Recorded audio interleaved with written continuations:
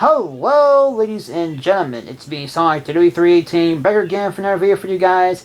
And today, ladies and gentlemen, it is time for your WWE Extreme Rules 2020 review. Yep, it is time for my review to show you guys my overall thoughts and, score and whatever have you for the apparent horror show that apparently happened at Extreme Rules. Yays, haha. But you might ask yourself, Sonic 318, what exactly is going on with this video? Usually we would be looking straight at you and, you'll be in our usual format. So what the heck's going on here? Well, to tell you guys the truth, but to be fair, I will stress this right now, nothing is wrong. This is just something that I am experimenting for possibly this review only. There is nothing wrong, there's no technical issues, my camera's fine, my phone's fine, my laptop's fine. There is absolutely nothing wrong. The reason why I'm actually doing this type of video right here for this review is because I cannot exactly be in my exact film location as right now. Because my in-screen deck that I usually am recording videos in has been taken over, has just been filled up with stuff, with, moving stuff around, doing stuff, doing some, you could say, some spring or summer cleaning in my house. So, a lot of furniture is out there, sitting out there, doing a lot of things, just taking up space out there that, it's just taking a lot of space out of my, in-screen deck porch. So, yeah, so I can't exactly be out there doing my, be in my usual location actually filming this video, so I thought to myself, what? Instead of actually me being out there for this time, I actually want to, experiment with myself, and, this is what you're going to get. So, let me say this. While I'm stressing myself, I keep stressing the fact that I'm experimenting stuff. This very well may not actually be the case, because if you actually am seeing some stuff going on, then great, that actually worked. If not, then you unfortunately will just be seeing the Extreme Rules 2020, logo, or, my thumbnail that I actually have for this video for the video. So, if it actually did in fact actually work out, then you will see, you'll see what's about to happen here in a few minutes as we carry on with this video. So if that happens, then awesome. If not, then this whole thing turned out to be a flop, and I am just going to keep this being, the Extreme Rules, thumbnail that I have for my video. So, yeah. So with this said, as I said before, once again, nothing's wrong, nothing's happening with the video, and everything, everything's fine on my end. It's just something that I can't actually film the way I normally do. And I am, experimenting with stuff I can. So I hopefully this may or may not be the way I'm gonna make my reviews. Like at least this review, and maybe for the next couple of reviews up potentially. I hope that God's not be the case. But if it is, then this is what it's going to be like. But in this case, we're just have to keep that fact, playing that fact. We're just have to keep that fact and playing that, and you're playing it, and you'll play that shit by ear. So yeah. But as of right now, this is what we're going to do right now for my reviews. But my prediction videos, we shall actually going to be another old school. So, because we're actually going to go back to playing old school and actually keeping myself, actually have my camera and actually, filming actually on my laptop screen. So you'll be seeing the card, the images, and the countdowns, and all that jazz that I used to do back in the day on my channel when I first, started my business here. Obviously enough. But all jokes aside, this is all just for fun and experimenting. If it does work, then awesome. If not, then I tried. Blah. So, so with all that jumping this out of the way, we are here for the Extreme Rules 2020 review, as we're finally getting started with the bang. So with that said, let's go. Haha. So the first up on the card we have was Kevin Owens taking on Buddy Murphy, or whatever the heck you want to call him. So, blah. Kevin Owens and Buddy Murphy. My first match was for Kevin Owens to win, and I won this match. So the next prediction score 1-0, as Kevin Owens did win this match. So my thoughts on this match was, I sped through it since I wanted to get to the main show after getting back from spending outside time with my family before I got home to start watching it. Plus, not really being an announced match beforehand kind of gave me a sort of quick sort of feeling of wanting to quickly getting through it. But for the match itself, nothing too bad really. Made sense for the two to have it out, seeing as they are part of the Rollins/Ray feud, so take this for what you will. Haha. So with that said, that's that. So with that said, we're going to move on to the next match, which is going to be the New Day taking on the team of Cesaro and Nakamura in a tables match for a SmackDown Tag Team Championship matchup. Haha. Kind of weird way of me saying that, but still. My briefs for this match was for Cesaro and Nakamura to win, but would have loved to see the New Day retain, and that actually came true, because obviously Cesaro and Nakamura did, in fact, win this match and have become your SmackDown Live Tag Team Champions coming out of this show. Obviously not. So my score out of this was 2-0, and my thoughts were, unfortunately, knew the outcome of this match before starting the show, by being on my Facebook a bit before starting the kickoff show match, blah. But beyond this point, this match to me seemed to be quite good. Each team had their moments of close calls to end it, and Kofi ended up taking a nice little bump to call it and the end of their reign to end the match to overall hopefully give Cesaro and Nakamura some much deserved attention moving forward with the titles, which me mentioning that bump, in fact, might actually point out the fact of how they're playing the storytelling way of actually them riding off Kofi off of the screen time and letting Big E getting his singles push.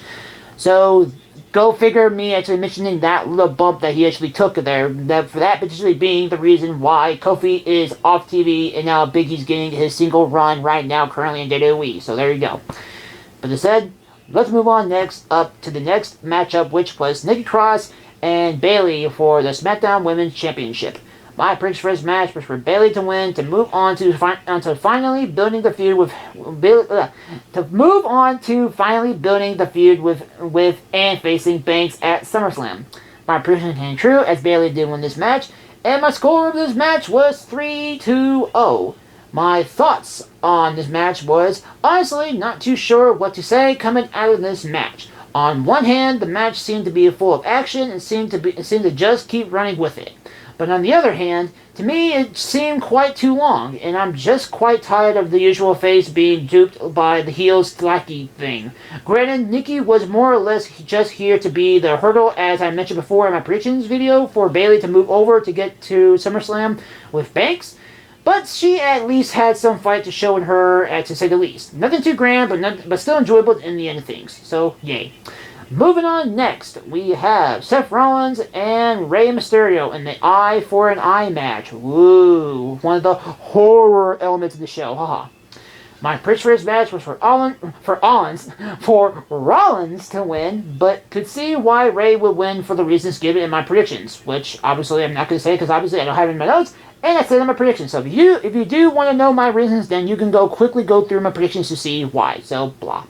Anywho's, my prediction came true because Rollins sorta, I guess, won this match, but it was never officially said. So I'm just going to take it for a win. So Rollins did, in fact, quote-unquote, in a sense, won this match. So my score in this match was 4-0. And my thoughts were, match, of course, had me going over the edge to see just what exactly would come out of this match and how exactly it would end. To which the ending had no payoff, meaning that there wasn't any proof of Rey's eye being removed or not. But you can only do and go so far with this kind of thing, to which WWE didn't even seem to want to do with the heavenly ideal CGI performed style matchup in the vein with the Funhouse and Boneyard matches at Mania.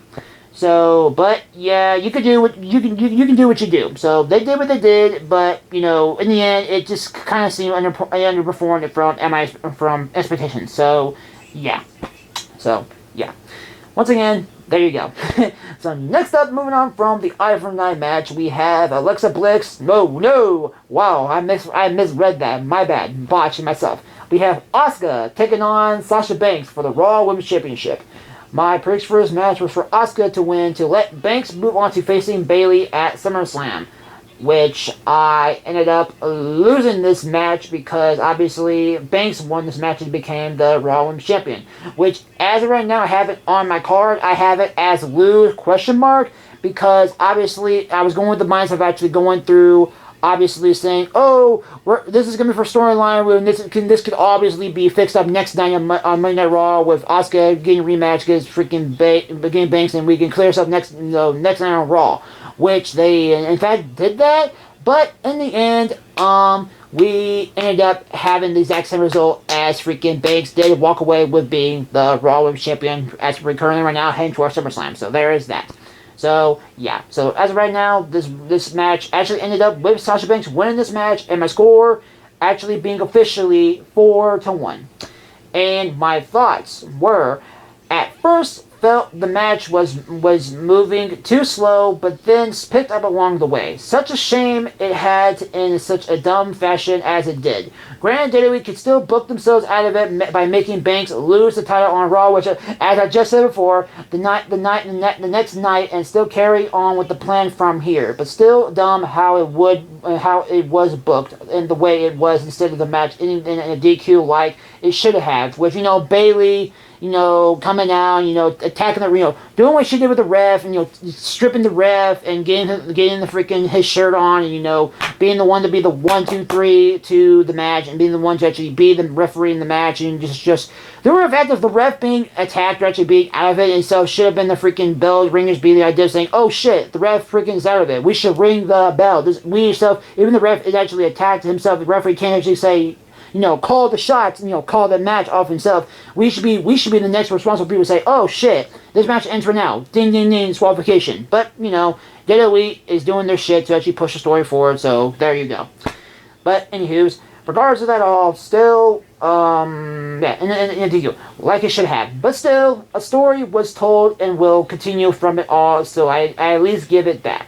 So. Yeah, so I had towards out of this match to come at this to do my slight more extra thoughts, bonus thoughts out of it. Obviously, as of right now, it seems like we are not gonna get freaking Banks and Bayley at SummerSlam because the duo is still together, being all the championship gold with the Raw Women's Championship, the Raw, the Raw Women's, the SmackDown Women's, and the Tag Team Women's Championships, all in one bang, still headed towards SummerSlam.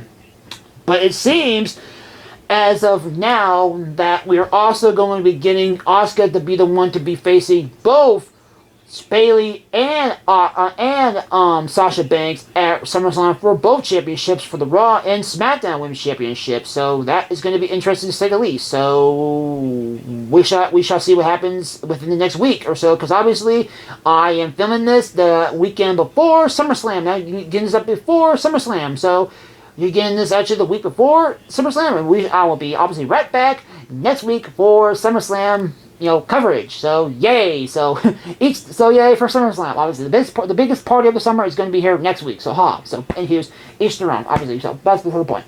So next on clearing off that sort of bonus slots out of the way, we're going to move on to the next match as of right now, and that is Drew McIntyre and Dolph Ziggler in the WWE Championship match.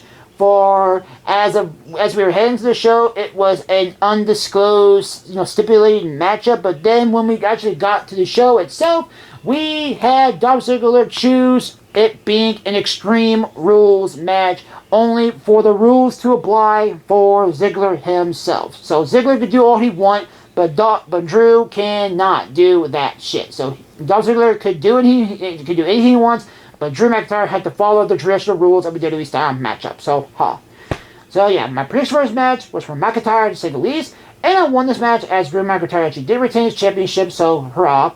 And my score of the match ended up being a 5-1 score. So yeah, my thoughts was, match itself wasn't too bad, I guess, but didn't like the fact that WWE just can't stay consistent with their logic. Like, couldn't Drew just DQ himself and just call this a day? Why does getting counted out here make you lose the title and other times not? It's these things that makes them think we're idiots, and I just don't buy it in the least. But on to the next for the Drew regardless. So yay, which seems to be I'm having a blunder moment. Who the freak is Drew McIntyre facing? Wait, oh yeah, duh. He's facing Randy Orton. Duh. As we're building up for, as I've actually said myself in my preview, actually to build up for the fact, obviously, for him to face Randy Orton, which he actually is. Duh. So yeah, Drew McIntyre came here, clobbered freaking Ziggler, both Extreme Rules and the next night on Raw, to finally get us onto the road for SummerSlam for his feud against Randy Orton at SummerSlam. So cross. So, yeah. So, next up, we have Braun Strowman versus Bray Wyatt in the Wyatt Swamp Fight. I had it down for the Universal Championship, but I do not think they ever stressed or even specified that that was going to be the case. So, you make that for what you will. For the Universal Championship, for not for the title, it was for the title, it wasn't for the title, you make that up for yourself. We didn't make it clear, but I had it down for there, so blah. My prediction was Braun Strowman to keep the wheels rolling for him to take out the Wyatts, to only fall to the Fiend at SummerSlam, but could see Wyatt winning as well. But in the end of things, I don't know. I literally don't know. As I literally have in my notes a literal shrugging emoji for my win/lose. Because obviously, in the other things that you're seeing as potentially as of right now, you had both. We did not see Bray Wyatt. We did not see Braun Strowman emerge from the swamp being the winner, but we had instead the Fiend. The Fiend actually came in and actually emerged from the hellish red water and freaking, came out was the potentially last man standing in the Wyatt Swamp Fight. So, yay. So, in this case, I took my score and I took my score into my score at 5-1 for this match, and my thoughts was, welp, I would be lying if I didn't say I wasn't entertained by what all went down in this match. But I must say that I did feel, however, some stuff just didn't make sense, which might have been the point, really. While other things just felt like a wasted opportunity, such as Bliss being a Sister Abigail-like figure, but not as good as the Mania matches mentioned earlier with Ray/Rollins, but still a bit of fun. But still a bit of a fun watch, especially how it ended with the Fiend being let in once more as we head to SummerSlam. Waha. So, yeah, but an extra, as an actresses on this, actually heading towards SummerSlam right now. Funny thing I mentioned with the Sister Abigail thing with Alexa Bliss, which we have now apparently tied that thing kind of back, because apparently now we have this thing with Braun Strowman and the Fiend having a thing for Alexa Bliss, and apparently on SmackDown we had Braun Strowman turn heel? I guess? I mean, bear in mind, this has been recorded before I actually check out WWE's footage for SmackDown. This actual SmackDown, went down on August the 14th. I'm actually recording such a minute, so actually on my laptop, I'm looking at my laptop right now, it's actually the 15th, but the Friday Night SmackDown went down the 14th of August.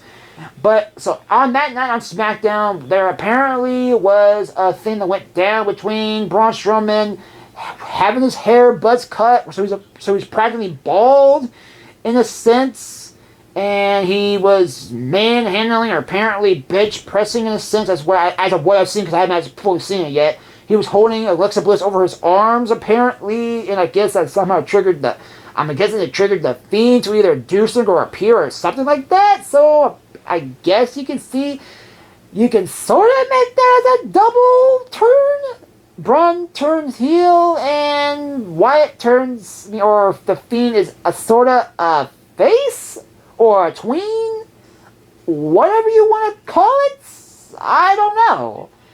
Granted, I did point out the fact of how Braun Strowman could potentially, and by the end of this feud, after him losing the title to the Fiend, potentially could make him be the reason for him to potentially turn heel, to actually go in the mindset of actually, this whole feud between him and Bray Wyatt's kind of messing with his head. It's got into his head. It's making him gone insane. He's going to turn into a monster. So WWE is kind of pulling the trigger kind of early on this, in a sense, because now he's apparently turning. He guess he's turned heel, as I just said before. So WWE pulling the trigger kind of early on this, to say the least. So yeah, I don't know what to say about that. So that is what it is. But it's funny enough to point at the fact of how, I mentioned how, back then, during the pay-per-view event of actually Extreme Rules, we had that with Alexa Bliss actually being the Sister Abigail type figure for the match.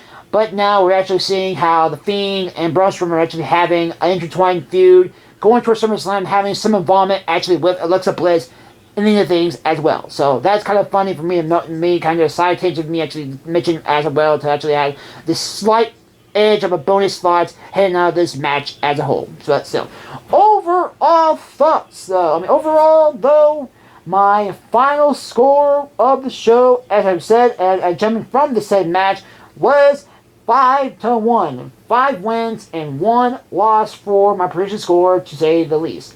So yeah, but my overall thoughts was that while it wasn't as great of a show, it could have been worse. Had some moments of what the fuckery and feelings of WWE making us all feel like idiots, but also had some genuinely good and fun moments as well, to a point. Not as horrid or as extreme as its title implied, but still an entertaining one, to say the least, heading into the biggest party of the summer. So, with this all said and out of the way, ladies and gentlemen, this has finally concluded my WWE Extreme Rules 2020, review. Once again, obviously, guys, I hope you guys enjoy this for what it's worth, for potentially, the graphics that have been shown on screen throughout this video alone. But if they did, so once again, if they did, then great. Hope you guys actually enjoyed it for what it was worth. This whole video has actually been an experiment to actually see that your shit will work. But so if it did, then awesome. Hope you guys enjoyed it. But if not, then this whole mentioning me saying graphics and all this shit actually was not worth it. Actually, because obviously you're looking at a whole video of just looking at a freaking screen logo of the thumbnail of the video. Haha. But still, overall, guys, no matter how the video turned out, I hope you guys actually enjoyed it for what it was worth. And once again, guys, this is hopefully going to be a limited time thing for my reviews, as we should surely be back to our normal way of filming sooner enough, coming soon in the near future. But as of right now, this is what's going to be either for right now, or to at least hopefully my SummerSlam or my review for SummerSlam may or may not be like this, but we'll just got to see when we get down that road. But yeah, as of right now, like I said before, as I said before, this is actually being filmed, actually being uploaded the weekend before SummerSlam. So with that said, next week you shall see me right back here again for my SummerSlam 2020 predictions. What would I have to say about it as we head into the biggest part of the summer?